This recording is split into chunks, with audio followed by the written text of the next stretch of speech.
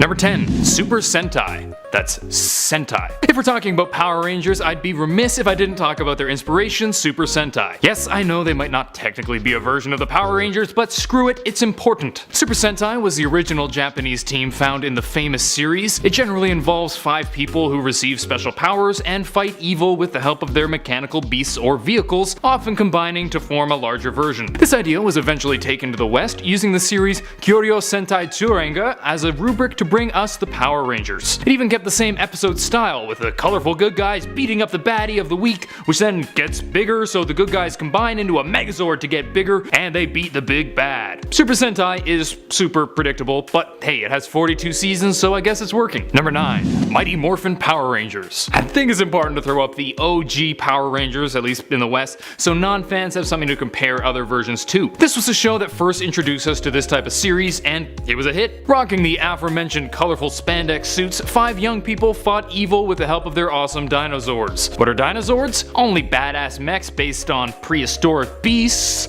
No big deal. Interestingly, while Western actors were used in the dialogue scenes, many of the action scenes were actually taken from the original Super Sentai series to save money, and that's not really uncommon in Power Rangers. Number 8. Power Rangers Turbo. Power Rangers Turbo involves a new take on the Rangers where they have Turbozords.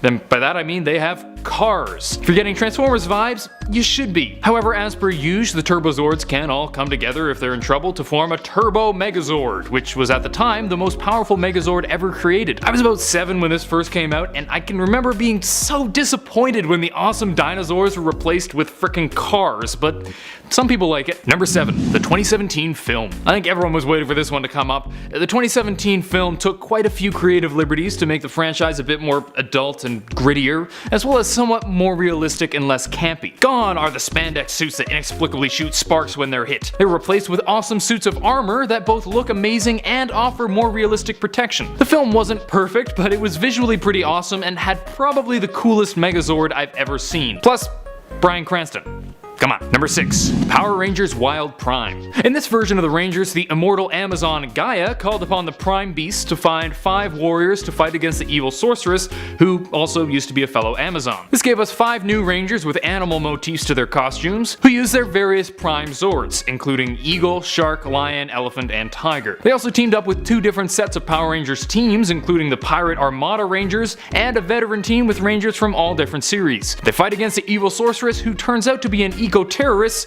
leading to some environmental themes in the show. Gets kinda Captain Planet-y, but it's pretty cool. Number 5. The Mighty Morphin Alien Rangers. Most Rangers are human coming from Earth, which makes sense because most actors nowadays tend to be human for some reason. However, in Alien Rangers, the Power Rangers have been turned to children, and Zordon needs to get new Rangers from the planet Aquitar. Aquitar also has 5 water-dwelling alien Rangers that protect their planet, and they're enlisted to protect Earth while its Rangers are stuck as kids. They fight using their telepathically controlled battle Borgs, not to be confused with the Beetleborgs, who look really similar but are from a different show altogether. Number 4. Power Rangers Samurai. Even if you haven't been paying much attention to Power Rangers recently, you may be aware of Power Rangers Samurai. I certainly heard a lot about it a while back. This is based on the 33rd season of Super Sentai and sees the Rangers with samurai-based costumes. They fight against the surprisingly cool-looking netherworld creatures called the Nilox. In this series, the main Zords are called Folding Zords, bizarrely, and they're based on a lion, a dragon, a turtle, a bear, and an ape. And yes, the turtle is by far the worst one. Number 3. Power Rangers Lost Galaxy. Oh my god, I had completely forgotten about this show, but right when I saw the title, the theme song suddenly popped into my head so clearly. Wow.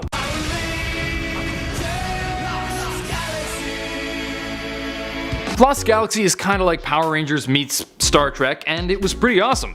At least 8-year-old Ron thought so. Coolest thing about this series was the Psycho Rangers, an evil group of Power Rangers who work for the villains Scorpius and Trakina. And just look at them, they're so sick! Plus, in the beginning, instead of Zords, they have Galactabeasts, which look like this. And they're just by far the coolest looking Zords of all of them. Except Wildcat. The Wildcat looks so stupid. Number 2. Power Rangers Mystic Warriors. This is definitely the most magical of the Power Rangers teams, and as a fantasy nerd, it makes me so happy. I wish I was younger when this came out, I would have been all over it. This was the first team to actually become their Zords rather than pilot them, which was wicked. They turn into Zords based on the Phoenix, Garuda, Mermaid, Sprite, and my personal favorite, the Minotaur. Yeah. Plus they have really cool Megazords. If everyone except Phoenix combines, they turn into the Mystic Dragon, which Mystic Phoenix can then ride. How cool is that? Number 1. The Boom Comics. Just a few years ago, Boom Studios started doing a new Power Rangers comic book series, and it's pretty wicked. And yeah, Boom has an exclamation mark after it, so I have to say it like that. An upcoming story arc tells of another version of the Power Rangers. In their reality, the Green Ranger went rogue and killed all the other Rangers and took over his own world, becoming Lord DRAKKON. But he isn't satisfied with just one world, because now he'll be going around to other worlds to take out all the Rangers around. This is a celebration of the 25th anniversary and won't be a comic to miss. Look forward to that in spring 2018.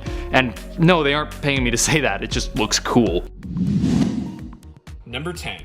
The Ranger Sentries. The Ranger Sentries are one of the newer additions to this list, but in such a short time they have made a massive impression. I mean, they even made their way into the Power Rangers fighting game Battle for the Grid. But for those who don't know, the Ranger Sentries are from the Boom Studios comic series. They work for the villainous Lord DRAKKON and are soldiers who are connected to the MORPHIN grid with powers DRAKKON stole from Rangers he killed. They look awesome and they have their own powerful weapons and were a key part of the Shattered Grid event. And they help DRAKKON take over multiple worlds and kill tons of Rangers and civilians.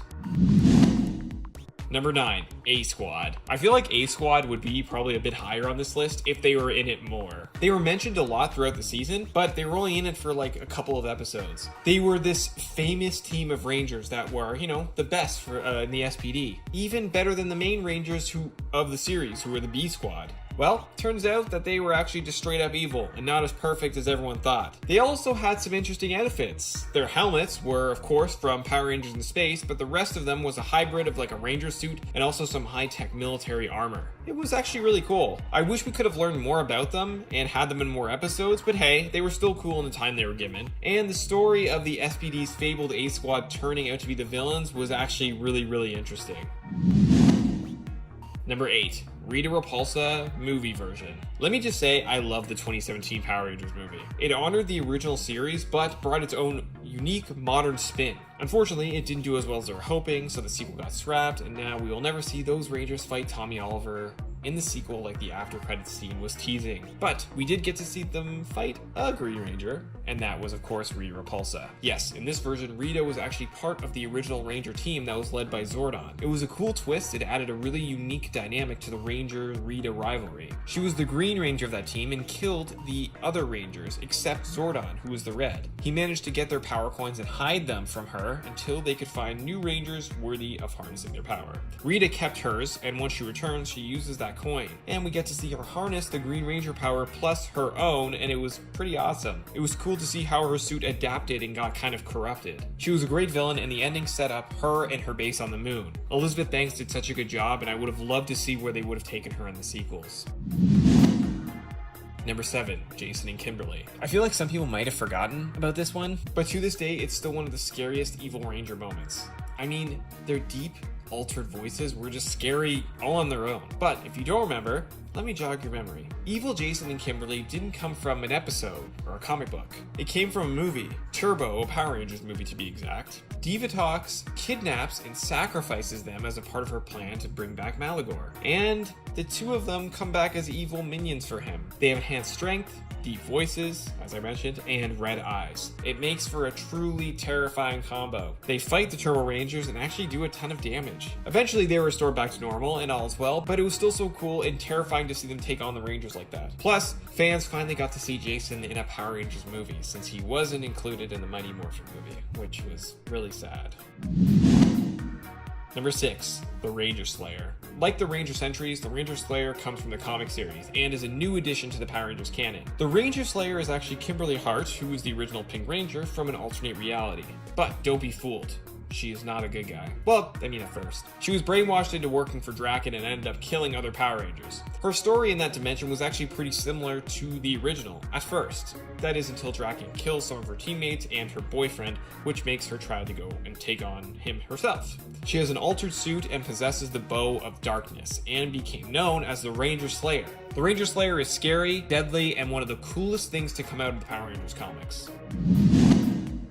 Number 5, the Thunder Rangers. Man, let me start off by saying Power Rangers Ninja Storm is seriously one of the best seasons that they have ever done. They have great team, great suits, an awesome villain, and some of the best character development in any Power Rangers season. Plus, they also had 2 of the best evil Rangers, Hunter and Blake, who are also known as the Crimson and Navy Thunder Rangers. They were tricked by Lothar, who was the main big bad of the season, into thinking the Wind Rangers were the bad guys and that they were responsible for their parents' death. They constantly got the upper hand on Shane, Tori, and Dustin, but in the end, realized the truth and eventually became their allies. Their journey was one of the highlights of the season as you understand why they were doing what they were doing. Throw in the fact that they had some of the coolest suits and moments of any evil Rangers, and it just makes for an amazing evil Ranger.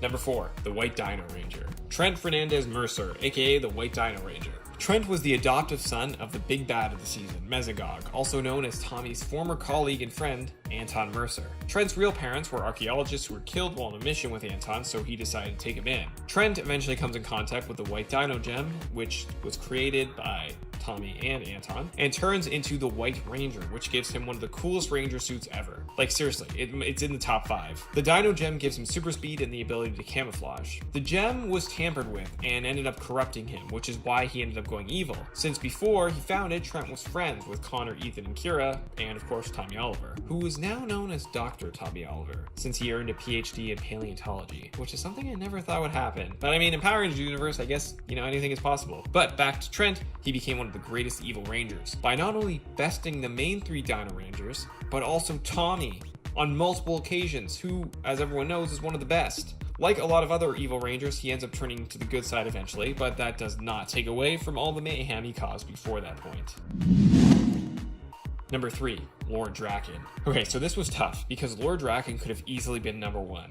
And I mean, this just shows you how many good evil Rangers there are. I mean, because of all the things he's done, and the fact that he's brand new, which makes it even more impressive. He's Tommy Oliver from an alternate universe, who, after being defeated by Jason, decided to stay evil and went back to RITA. His goal from then on was to not only destroy the Rangers of his world, but every world. He created Ranger sentries from the powers of the Rangers he killed, and technically he ultimately won by creating his own dimension, although they ended up changing it. But Drakkon killed so many Rangers and destroyed so many worlds that overall he did accomplish more than any evil Ranger ever, and that's a massive achievement. Plus, Jason David Frank actually got to play him in live action for the Shattered Grade comic event trailer, which was very cool. Here's hoping we get to see Lord Drakkon officially show up in a Power Rangers film or TV show one day, because that would be so awesome.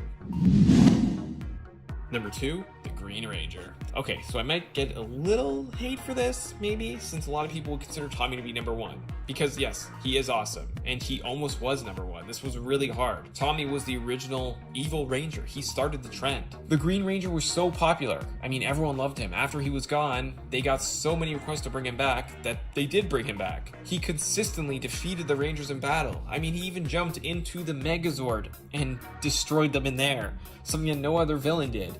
And it didn't end there. He even teleported into the command center and he destroyed it. He seriously injured Alpha and Zordon. The latter took a long time for them to fix. Once they found out that it was their friend Tommy, it caused even more of a rift because he knew everything about them. There would be no evil Power Rangers without Tommy, and he will always be remembered as one of the best. But now we head on to number 1. The Psycho Rangers. Now, like I said, I know a lot of people would put Tommy as number 1, and rightfully so. But while Tommy started the trend of the Evil Rangers, the Psycho Rangers took that concept and ran with it. They were absolutely terrifying, and not only tormented one Ranger team, but 2. They fought both the Space Rangers and the Lost Galaxy Rangers, where the Pink Psycho Ranger was technically responsible for the death of the Pink Lost Galaxy Ranger, Kendrix, which was the first time a Ranger had actually died in the show's history, which was a massive deal. They were so popular that they even ended up introducing a new Psycho Ranger in the comics, the Green Psycho Ranger, who was, you guessed it, also insanely evil, killing Rangers from the original Mighty Morphin team who went on a mission to the moon in the year 1969. Now, of course, that is during comic continuity and not TV show continuity, but regardless, they changed everything. I mean, they even returned in the new graphic novel Power Rangers the Psychopath, which was also amazing. Number 10, Orion. Power Rangers Megaforce and Power Rangers Super Megaforce aren't known to be the greatest seasons of Power Rangers. I mean, they have a lot of cool moments and introduced us to some cool Rangers, but overall, there are a lot of things that could have been done a lot better. Orion is the Silver Megaforce Ranger, and the reason he's on here is because he can harness not only his own powers, but the powers of every 6th Ranger ever. And he can do it all at the same time. I mean, that automatically makes him one of the most powerful Rangers around. In most cases, not all, the 6th Ranger of any team is usually considered to be one of the most powerful. So, having that power is a really big advantage for him. Number 9, Adam Park. The Black Mighty Morphin Ranger, the Green Zeo Ranger, and the Green Turbo Ranger. I feel like some people might automatically overlook Adam, especially because he came in as a replacement during Mighty Morphin. But he has shown time and time again why he is not only one of the best Power Rangers, but also one of the strongest. Not only did he become 3 different Rangers, but he has also shown how fearless he is. I mean, during Power Rangers in Space, he came back and ended up using his damaged power coin and morphed into the original Black Ranger once again. It was dangerous and painful, but Adam did it to save Carlos, the Black Space Ranger, even though it could have killed him. It eventually got repaired, and Adam even returned during Operation Overdrive, leading a team of legendary Power Rangers. He had big shoes to fill, and when he came in, everyone wanted to hate all the replacements. But Adam proved everyone wrong and became one of the coolest and most powerful Rangers. Number 8, Jen Scotts. In every season of Power Rangers, the red is always the leader. Well, in Time Force, it was actually a little bit different. Jen, the Pink Ranger, led the team, and honestly, it makes total sense. She has the most experience when it comes down to it, and she can make all the difficult choices. She not only protects the world of the future, but also the past. She leads her team all throughout time, and does that while also taking on a new member, Wes, who had really no idea what he was getting into when he joined. Even in the final battle against Ransik, all the other Rangers are on the ground injured, and Jen manages to muster enough energy to get back up and take on Ransik even without morphing. Like, come on, that is seriously impressive. Number 7, Leo Corbett. Leo is the Red Lost Galaxy Ranger, and the cool thing about him is that he wasn't even supposed to be the Red Ranger. His brother Mike was, but when his brother is about to die, he passes the power onto his little brother. And little did they know that Leo would not only go on to become one of the most powerful Rangers, but one of the greatest Red Rangers ever. A lot of people might have put Mike on this list instead of Leo because he went on to become the Magna Defender, but Leo has proven why he is more powerful time and time again. Not only did he overcome all the odds by becoming the Red Ranger, he overcame his impulsive nature to leap before looking and ended up defeating Trakina by himself at the end of the season. It was amazing and showed just how powerful Leo was. Number 6, Eric Myers. Eric the Quantum Ranger. During Power Rangers Time Force, the Rangers were all looking for the quantum power because of how powerful it was. Eric ended up finding it and he took it for himself, and of course that didn't sit well with all the other Rangers. He may have butted heads with them on multiple occasions, but he also fought against Ransik. As the Quantum Ranger, he also commanded one of the most powerful Zords around. Well, I guess some have even called it the most powerful, and that's the Q-Rex. He may not have been the one the Rangers wanted, but Eric has proved himself multiple times, and even returned to help all the other Red Rangers during the Forever Red crossover special. Number 5, the Ranger Slayer. The Ranger Slayer comes from the Boom comic series and introduced us to Kimberly Hart, the original Pink Ranger, but from an alternate reality. And oh man, she was awesome. She has an altered suit, and she was brainwashed into working for DRAKKON and killing other Rangers. Her story starts out the same way as the original Kimberly, but starts to change once DRAKKON kills the Jason and Billy of her world. Add to the fact that the love of her life, Matthew Cook, ended up getting killed, she kind of snapped and ended up taking DRAKKON on herself. She destroyed so many of his sentries, but eventually was taken down and mind controlled to work for him. She now possesses the Bow of Darkness and became known as the Ranger Slayer. She's killed multiple Rangers since then, and ultimately she did come back to the side of good and help them defeat him. This version of Kimberly is slightly older and has a lot more experience. I mean, she is just one of the coolest new additions to the Power Rangers canon. Number 4, CRUGER. Kruger is part of the Power Rangers SPD team, and also known as the SPD Shadow Ranger. He ran the whole SPD, Space Patrol Delta, unit on Earth before actually joining the team later on. He was technically already powerful without his suit, but when he became the Shadow Ranger, it took his powers to a whole new level. I mean, he took on what was basically an army of Crybots by himself, and he didn't even get hit. Like, come on, that's pretty crazy. I mean, he didn't even have help while he was doing it. He did it all on his own. Add to the fact that he has a really cool costume, and you have not only the strongest SPD Ranger, but just one of the strongest Rangers in general. He has also become super popular. As of the writing of this list, he's the only SPD Ranger to appear in the video game Power Rangers Battle for the Grid. Number 3, Lord Drakkon. Lord Drakkon has seriously become one of the coolest and most popular additions to the Power Rangers mythology. What Boom Studios and Kyle Higgins did with him was amazing. And while yes, he technically possessed so many Ranger powers, and would be considered to be the most powerful in a sense, he was defeated. But that doesn't take away from how amazing he is. So if you don't know, Lord Drakkon is Tommy Oliver from an alternate reality. Basically, his story was the same up until he was defeated by Jason. In this reality, instead of joining the Rangers, he left. Rita found him again, and the two went on to take over the world. He got even more powerful when he attacked the command center when Zordon was giving Jason the White Ranger power. But Drakkon intervened and took that power for himself, merging along with the one he already had. And because of that, that gave him a seriously badass costume. His mission from then on was to destroy all the Rangers from every dimension, and stealing powers along the way. I won't give too much away, but in his quest to defeat the Rangers, he started the event known as Shattered Grid, which brought together every Ranger team ever to stop him. Number 2, Tommy Oliver. Tommy. Oh man, one of the cool things about Tommy is that he has been so many different Rangers that it gave a chance for fans to be introduced to him at different times, like different generations of fans. He was the Green Mighty Morphin Ranger, the Mighty Morphin White Ranger, he was the Green Mighty Morphin Ranger, the White Mighty Morphin Ranger, the Red Zeo Ranger, the Red Turbo Ranger, and the Black Dino Ranger. His most famous and most powerful form is definitely the Green Ranger. He was the very first evil 6th Ranger to be introduced, and he made a very strong impression. As the Green Ranger, he constantly fought the original 5 and usually always won. I mean, Rita made him for the sole purpose of destroying them, but he did get defeated and eventually joined their side. He then continued to move up and lead multiple Ranger teams.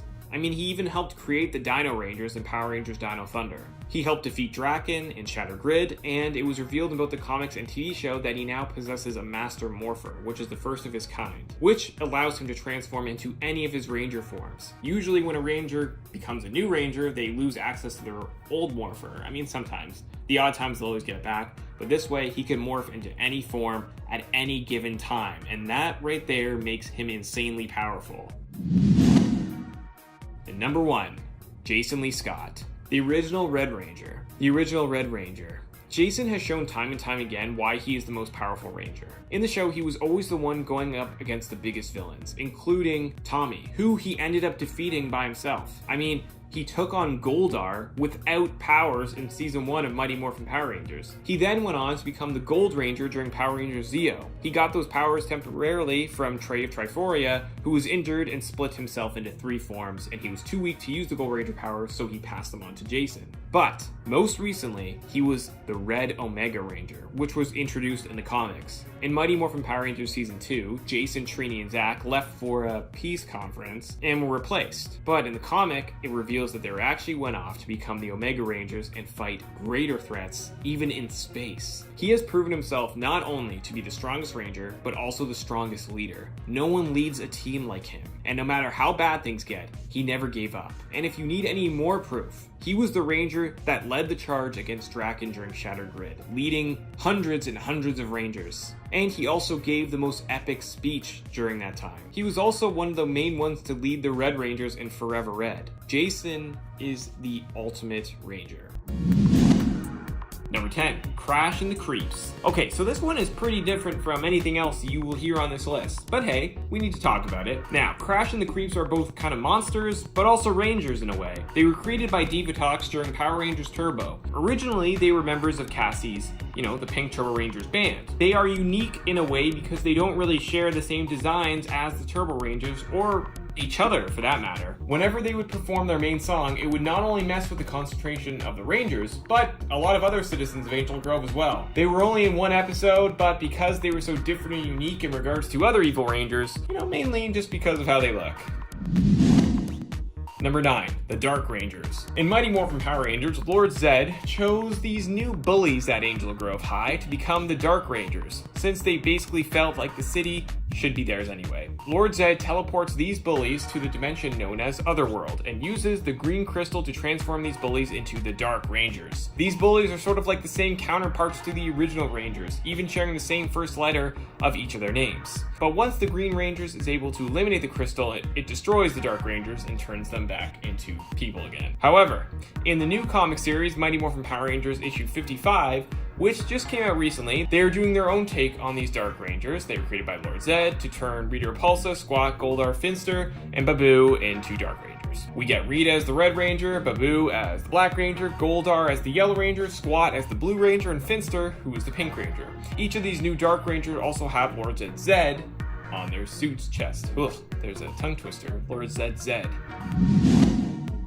Number 8, the Shadow Rangers. In Power Rangers Turbo, we got introduced to the Shadow Rangers. These Shadow Rangers are basically clones of the Turbo Rangers. They almost look identical to the actual Turbo Rangers, but they have gray helmets instead. One of Divatox's monsters, a Shadow Chromite, stole the Rangers' powers when they were morphing. This is when these Shadow Rangers appeared and attacked them. Tommy finds out that these Shadow Rangers were created by refracted light, and to eliminate these enemies, one must defeat them in darkness. He's able to bring these Shadow Rangers into the shadows, no pun intended, and defeat them. They end up defeating the Shadow Chromonite by using the Turbo Megazord to basically block the Shadow Chromonite's life source, eliminating the Shadow Chromonite itself.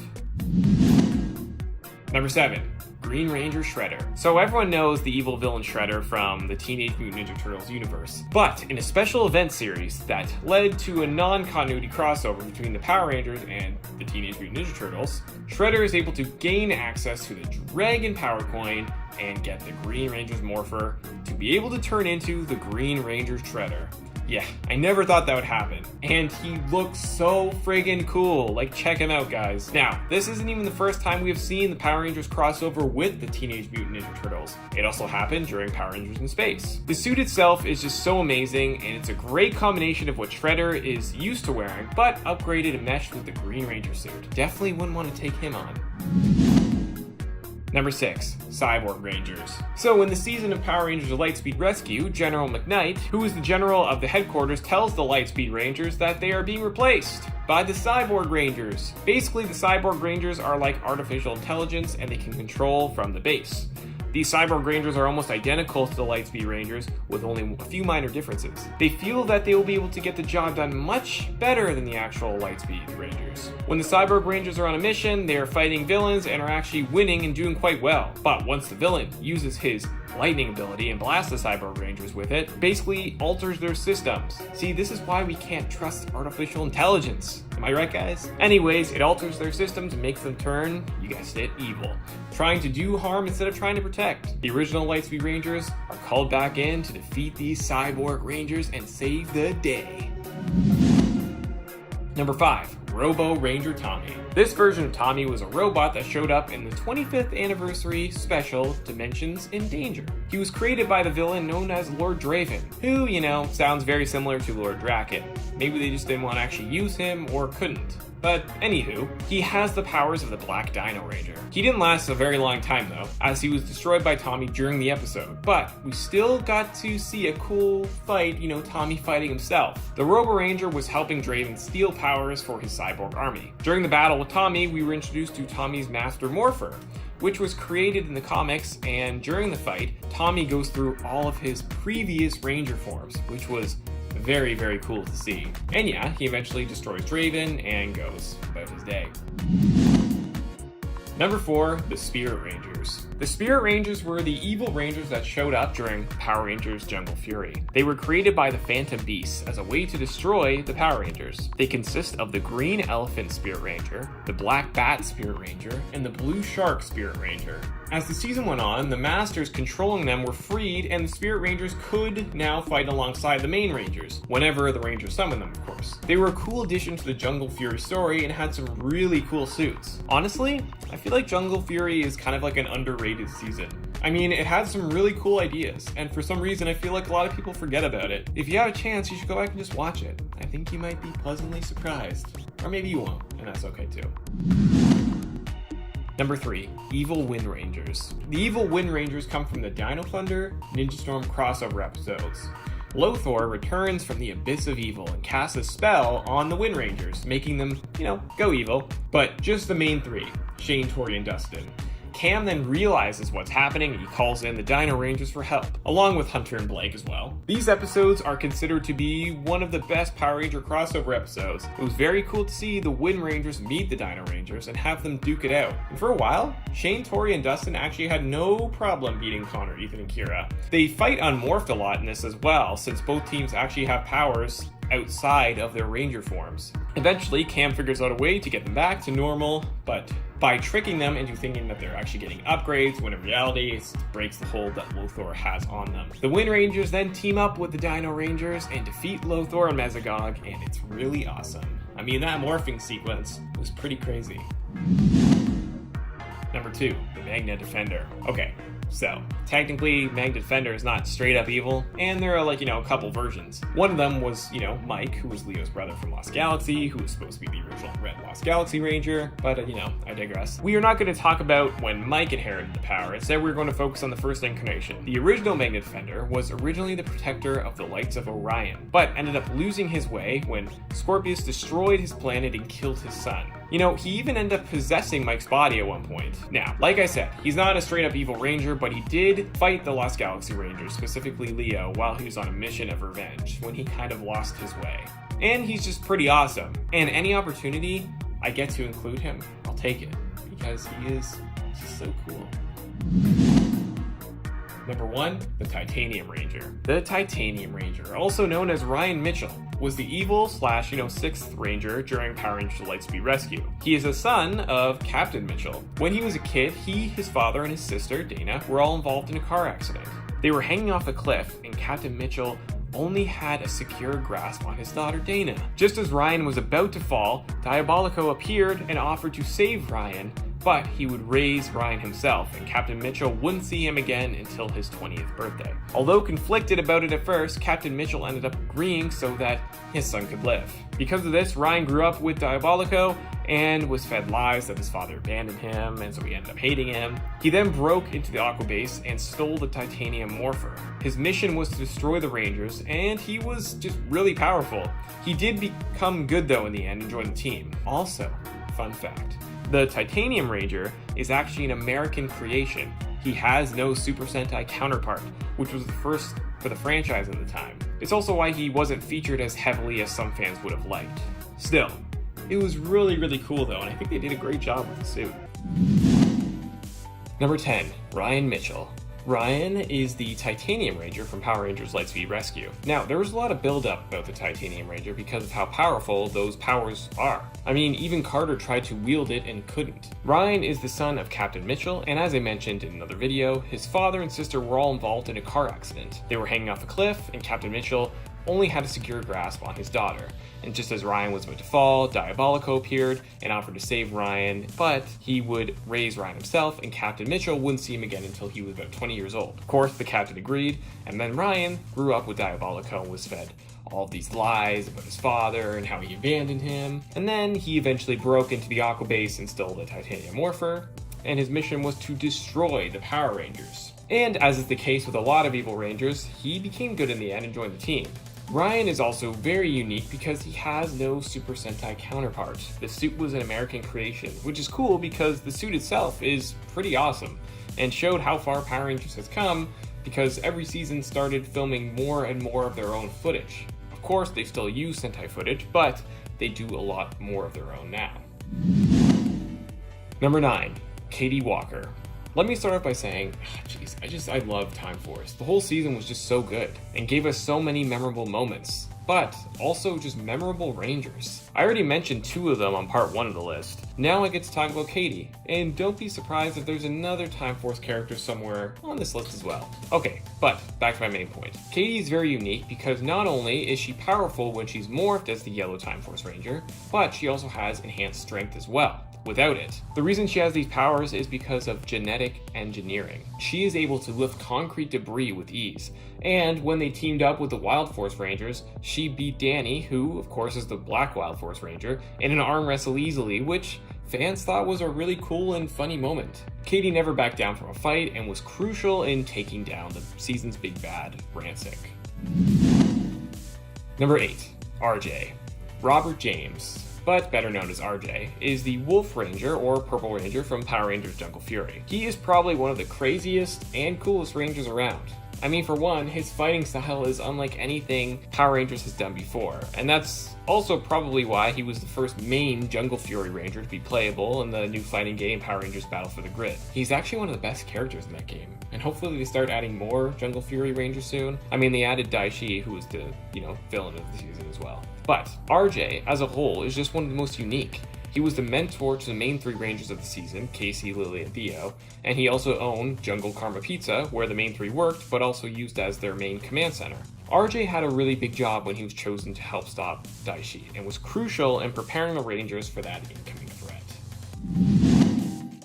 Number 7, Wes Collins. Wes, the Red Time Force Ranger. Like I mentioned earlier, another member of the Time Force team made their way onto this list, further cementing them as one of the best. But back to Wes, he's just all around a very strong Ranger. The crazy thing is that he just started off as, some rich kid's son who ended up becoming the Red Power Ranger. Now, he wasn't technically the leader of the team, as most Red Rangers are, that was Jen.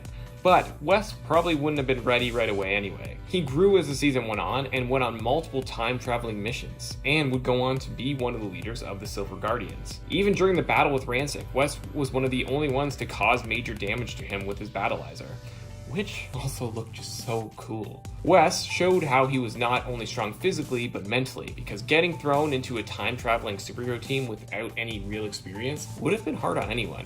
But he pulled it off, and he became a fan favorite Ranger. I mean, he has returned multiple times for multiple anniversary events. Number 6, Tori Hanson. Tori comes from, in my opinion, one of the greatest seasons of Power Rangers ever, Ninja Storm. Now, all of the Ninja Storm Rangers are powerful, but there are a few reasons why Tori might be considered to be slightly stronger. Firstly, her water abilities are incredibly powerful. As we all know, water can be such a powerful weapon in a lot of different situations. I mean, not only can she make tidal waves or just manipulate it to her will, she can also use it to track things, as she did when she was sent to locate the Turtle Mace Power Sphere. She is also a great fighter and was able to hold her own against multiple villains by herself. On top of all that, she was one of the Rangers that was brought back by the Centennial Knight to protect the world when the Overdrive Rangers lost their powers. They have been called the Retro Rangers and were made up of Rangers from multiple seasons. And it was a big deal that she was chosen to be one of those Rangers to come back and protect the world. Number 5, Carter Grayson. Oh, good old Carter. I mean, he's just a cool Ranger.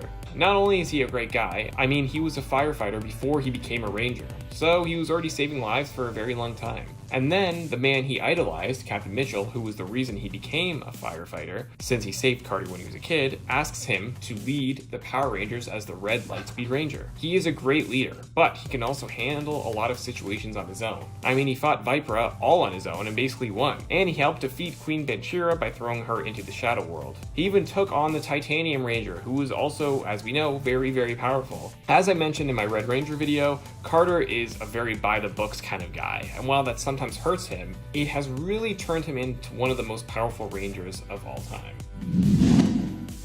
Number 4, TJ Johnson. TJ had such a difficult task when he joined the Power Rangers. I mean, he was the guy that had to replace Tommy Oliver, and that would have been hard for anyone to do. Luckily, TJ pulled it off, and became not one, but 2 different Power Rangers, the Red Turbo Ranger and the Blue Space Ranger. TJ has shown time and time again why he is one of the strongest. Not only in strength, but by his sheer force of will and his never give up mentality. I mean, when the power chamber was being destroyed, TJ made sure that he wouldn't leave Alpha behind, even though it was dangerous. Plus, going from Earth missions to missions across the galaxy was a massive leap that not everyone would have been able to take, but he did it. He was also a crucial part of 2 Ranger teams.